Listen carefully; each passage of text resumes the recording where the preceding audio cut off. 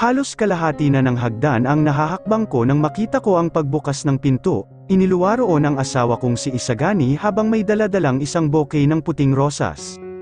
Nakangiti akong nagmadali pababa para salubungin siya. Nang nakaapak na sa sahig ay sinalubong ko kaagad siya ng yakap at pinupog ng maliliit na halik sa mukha. "For you," nakangiting sabi niya saka abot sa akin ng bulaklak.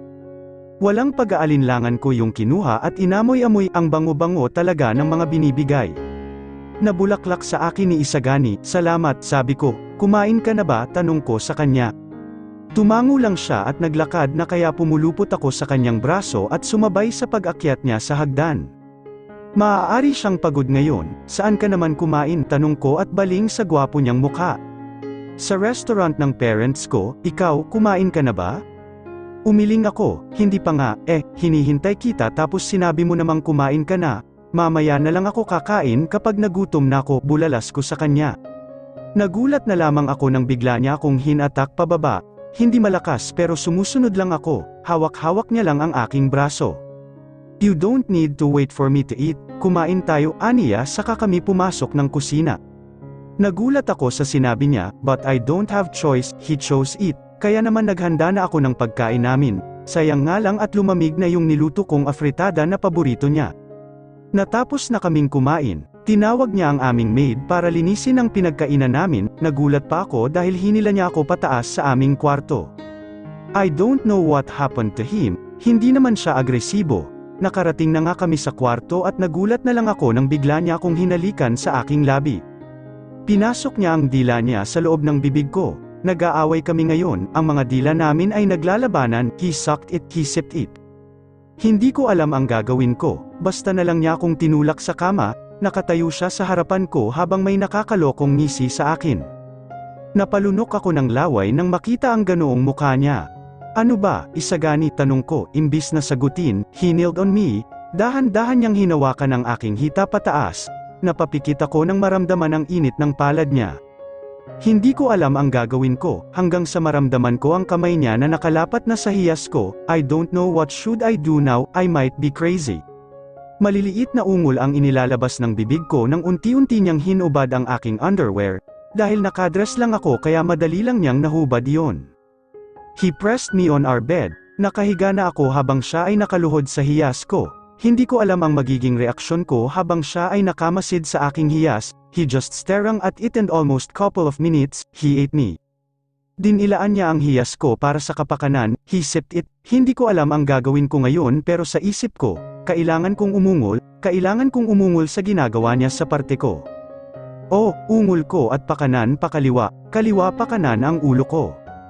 Binigyan niya ako ng feeling na kahit kailan ay hindi ko naranasan. Naramdaman kong pumasok ang dila niya sa loob ng hiyas ko at dinilaan yun. Halos tumirik ang mga mata ko sa kanyang ginagawa. Dinilaan niya lang ang loob nito nang maramdaman kong malapit na akong labasan. Hinawakan ko ang ulo niya at sinabunutan ang buhok niya. Pinagduldulan ko ang dila niya sa loob ko dahil malapit na ako. Ilang segundo pa ang lumipas, napasigaw na lang ako nang maramdaman kong bumulwak iyon at hindi pa pala tapos si Isagani. Dinilaan niya ang katas ko na nanggaling sa aking loob at tumayo. Ngumisi siya sa akin at marahang hinubad ang kanyang pantalon. I groaned when I saw his hood. It was fuming in mud right now. Malaki at mataba. Napalunok na lamang ako ng laway nang kinaubabawan niya ako. He kissed my lips and after seconds, naramdaman ko ang pagpasok ng hood niya sa hiyas ko. Gusto ko ito. Sa isang masukal na lugar, ang dalawang nilalang ay may ginagawa sa isang magarbong sasakyan. Aalog-alog ito na akala mo ay may lindol. "You're so tight, lady, you're so yummy," saad ng lalaki habang binabayo pataas ang babaeng nakaupo sa kanya.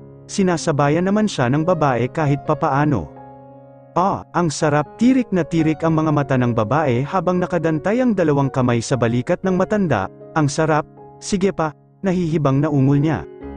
Kamang ako, mas lalo pang binilisan ng matanda ang pagbayo sa kalooban ng babae. Dahil malapit na rin siya, inalis niya ang mga kamay niya sa balikat nito at humawak sa nakabukas na bintana.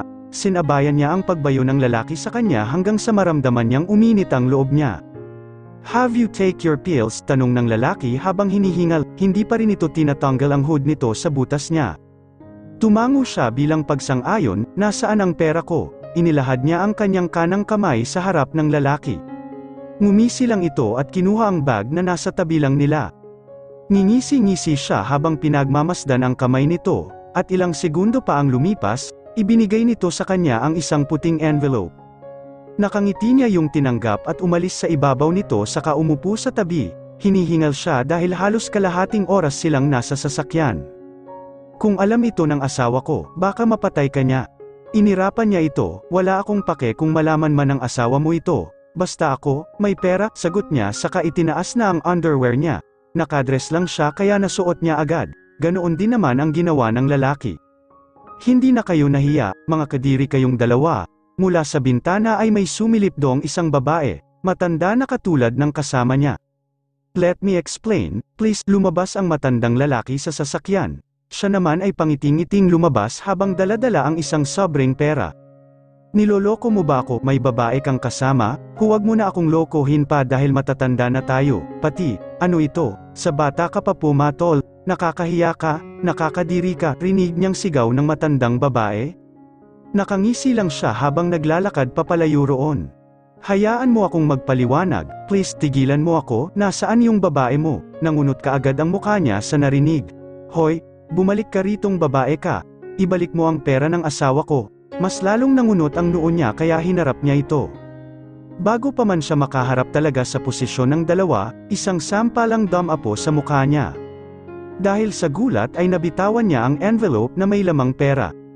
Abat tarantada ka pala, no, inaano ba kita para sampalin mo ako? Galit niyang tanong dito at ginantihan din ng sampal ng mag-asawang sampal.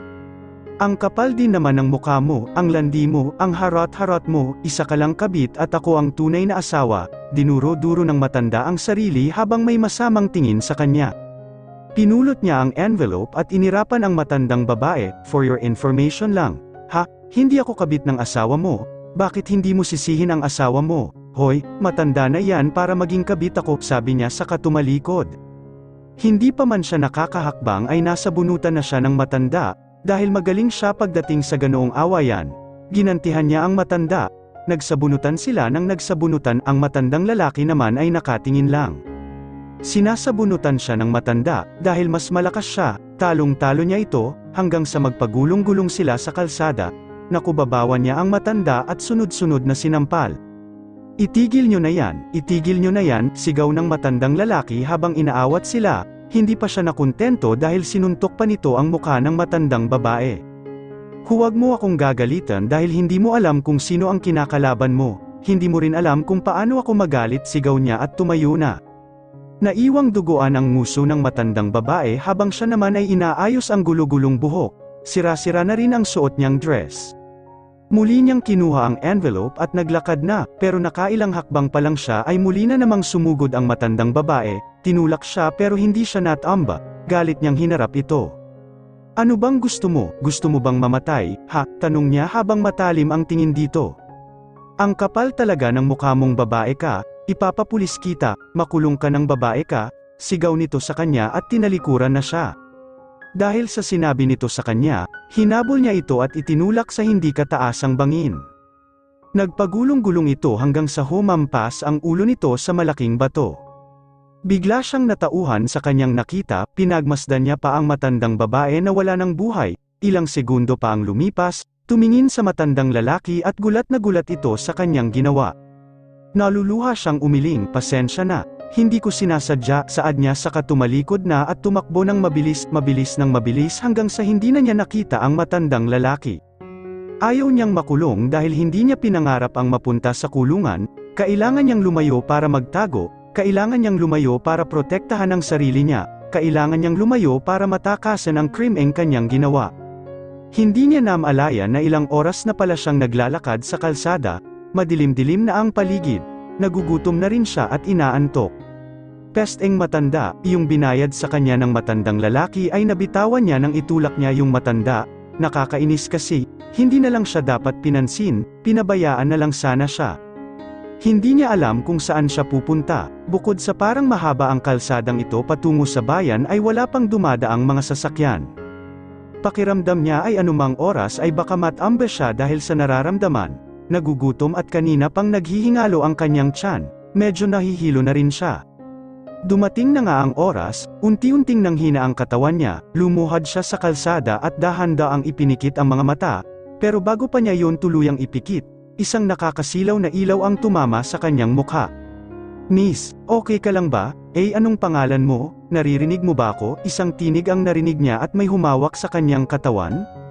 Bago pa siya tuluyang mahimatay, nasagot niya kaagad ito, "Cassandra. Nasaan ang asawa mo, Clarita?" Napatingin ako kay Marina nang magsalita siya, nilagok ko muna ang hawak kong juice bago siya tiningnan at sinagot. "Pumunta siya sa Batangas para tingnan yung farm namin, anihan na kasi ng pinya ngayong buwan," sagot ko at nginitian siya. Nagulat na lamang ako nang bigla siyang umirap, iba rin talaga itong si Marina, umalis lang ang asawa ko, kung ano-ano nang iniisip, oo. Alam kong protective siya sa akin dahil mas nauna ko siyang nakilala kaysa sa asawa kong si Isagani, magkaibigan kami niyan since high school kaya sa totoo lang, mas mahal ko pa siya kaysa sa asawa ko. Hinding-hindi ka nasama sa asawa mo kapag pupunta siya sa mga farm nyo, don't lie to me dahil kapag ikaw lang ang nandito sa bahay nyo, tinatawagan mo ako para samahan ka, tinuro niya ako sa kanilagok ang juice na nasa harapan niya. Isang malalim na hininga ang pinakawalan ko sa aking bibig bago siya sinagot. "Hindi naman kasi ako makabukid, pati, baka mang itim ako roon, alam mo namang inaalagaan ko itong balat ko," nakangusong sabi ko sa kamuling uminom ng juice.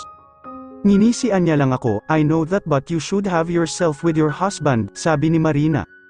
Hindi ko alam ang isasagot ko sa kanya, nakatingin lamang ako sa mga mata niya, kalaunan, isa na namang malalim na buntong hininga ang ginawa ko. "Bakit ba napunta ang usapan dyan?" natatawa kong tanong. "Baka hindi mo alam, may kasama ng babae yun ngayon." Hindi siya natapos sa mga sasabihin niya nang bigla akong nabulunan, naibog ako ang juice na nasa bibig ko. "Grabe naman, Clarita, ikaw naman kasi, kung ano-ano yung pinagsasabi ng bibig mo. Alam kong hindi magagawa yun ng asawa ko as what I said, he's loyal to me and he would never do that to me, hindi siya gagawa ng ikagagalit ko."